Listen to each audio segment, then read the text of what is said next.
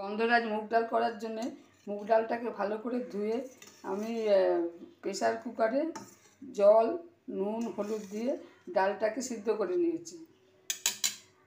এটা সম্পূর্ণ নিরামিষ রান্না। আমি প্রথমে একটা শুকনো লঙ্কাকে কেটে দিলাম, একটা তেজপাতা দিলাম, 1 চামচ আদা দিলাম,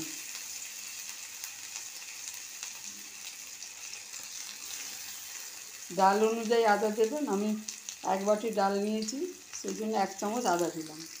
প্রথমে ভালো করে আদাটা ভেজে নেব।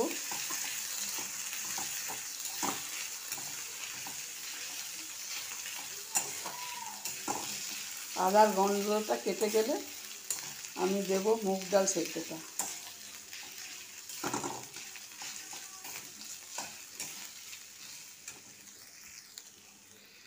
আদাটা ভালো করে ভাজা হয়ে গেছে।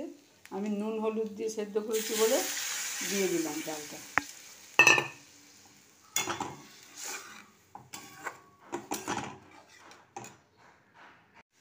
এতে দিলাম একটুখানি জল।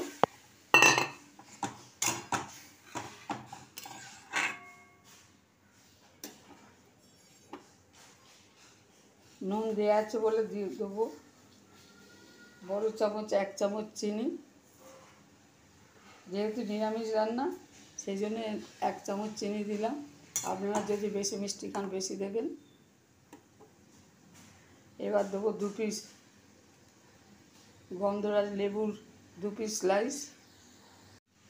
গন্ধরাজ লেবুর রস দেবো।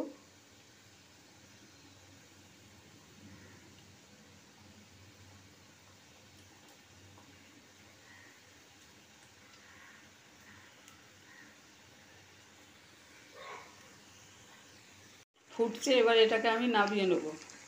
ডালে ফোড়ন দেবো, সেই জন্য দিলাম সরষের তেল, 1 চামচ জিরে, একটু গুঁড়ো লঙ্কা। এবার এই তরকাটা আমি ডালে ঢেলে দেবো।